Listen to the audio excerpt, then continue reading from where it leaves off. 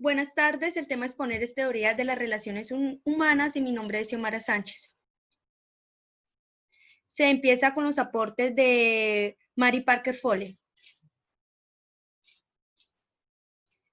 Ella no estaba en contra de la teoría de Taylor porque decía que solo tenía aspectos mecanicistas y olvidaba los psicosociales.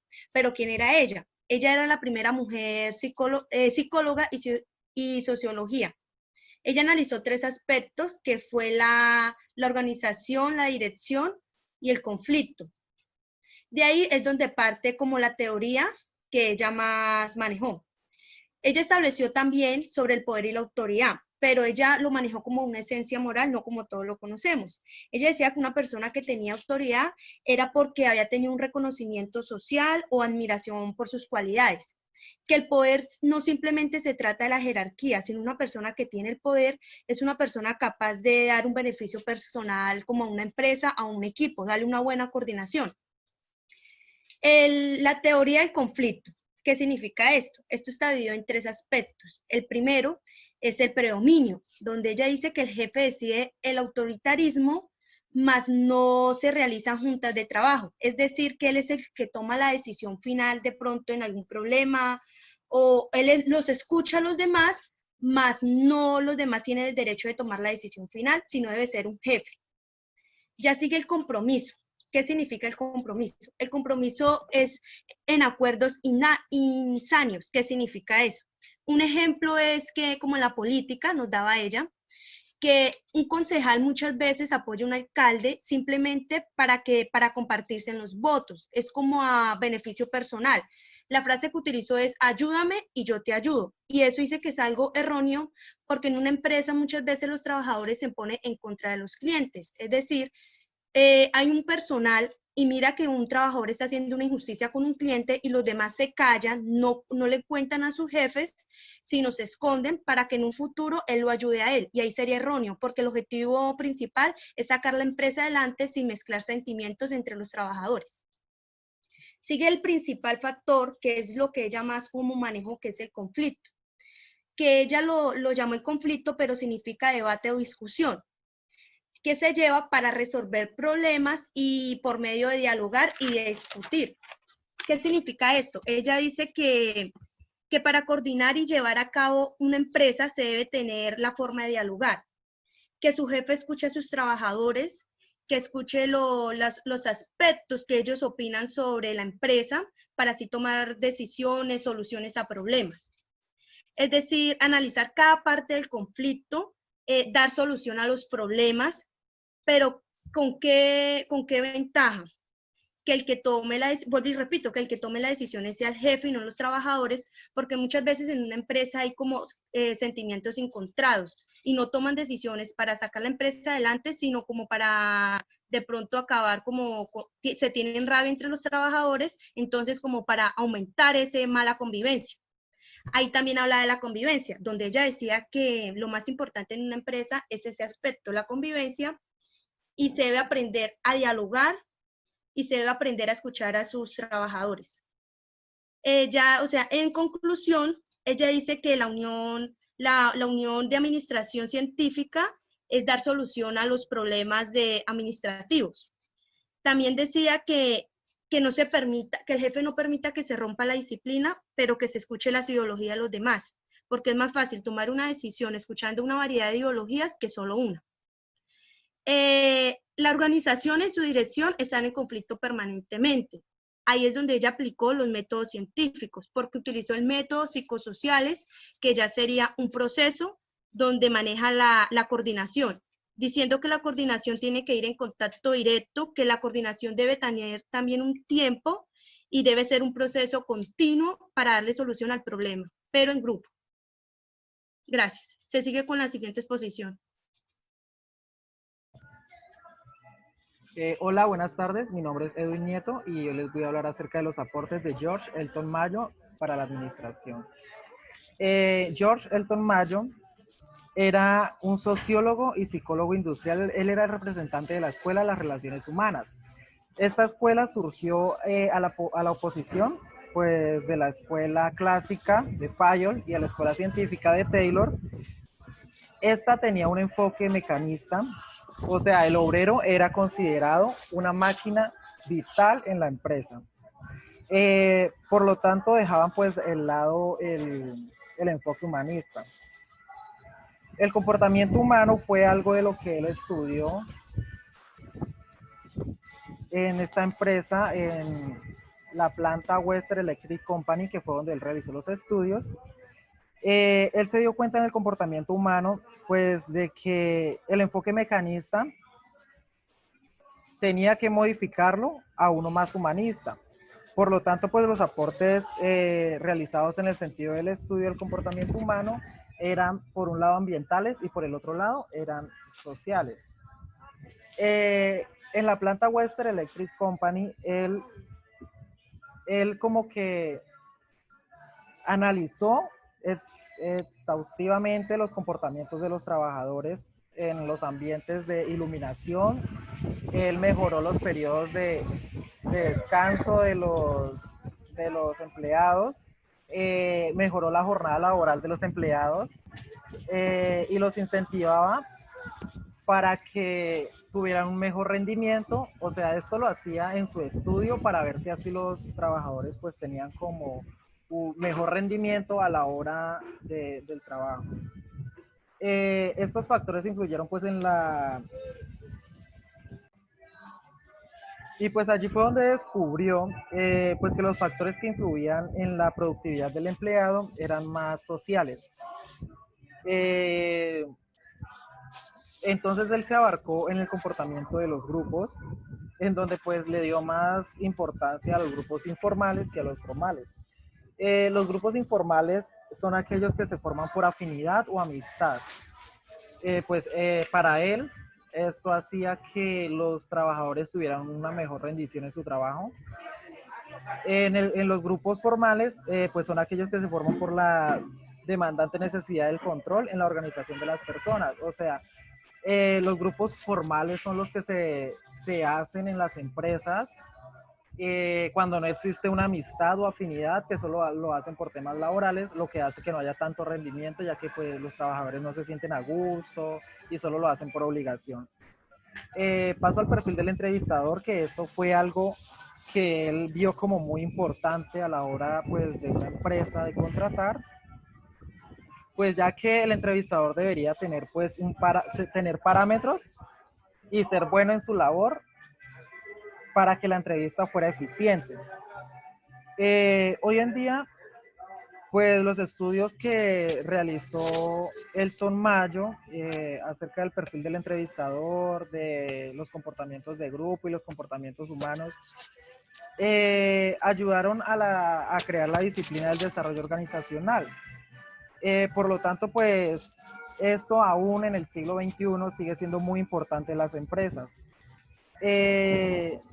Y pues estos estudios fueron realizados pues por Mayo en la planta Fountain y que todavía pues en nuestros días se sigue comentando como una aportación muy valiosa hacia la administración. Muchas gracias y pues sigue mi compañera. Buenas tardes, les vengo a hablar sobre los aportes de Kurt Lewin. Mi nombre es Angie Granados.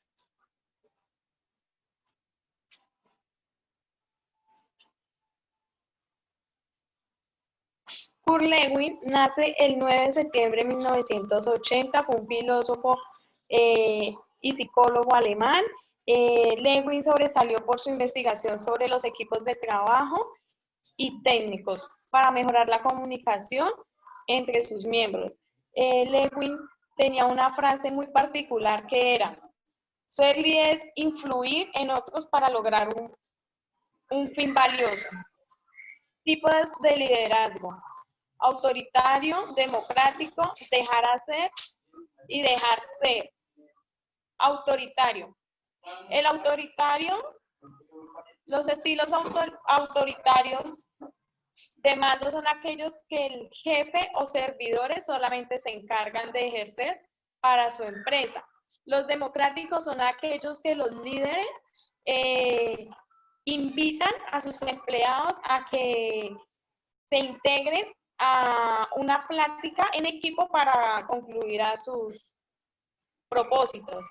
el dejar ser y dejar hacer y dejar ser era más bien un estilo de dirección que el jefe, gerente o presidente de una empresa permite que sus colaboradores hagan las cosas conforme a lo que ellos piensen sin incumplir los resultados. Cambio organizacional. Descongelamiento, cambio de visión y recongelamiento. El descongelamiento. En él se miraban dos aspectos importantes que se trataba de los negativos y los positivos. Entre ellos se encontraban en los negativos los intereses de personas y grupos, hábitos de trabajo y comportamiento, miedo a la pérdida de estatus, poder y pérdida de puesto y trabajo. En los positivos eran nuevas tecnologías, nuevas estructuras y nuevas competencias laborales. Cambio de visión. Consiste en la transformación de educar, capacitar y adiestrar al personal del trabajo. Y por último, el recongelamiento es generar nuevos hábitos de comportamiento, así como la aplicación y el aprendizaje de las nuevas habilidades y actitudes, asegurando que las personas no regresen a sus vicios en lo que generaba el trabajo. Ya. A continuación, mi compañero.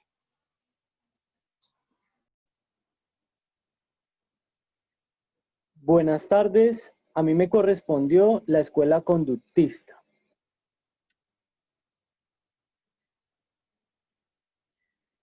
Burrus F. Skinner fue considerado el padre del conductismo.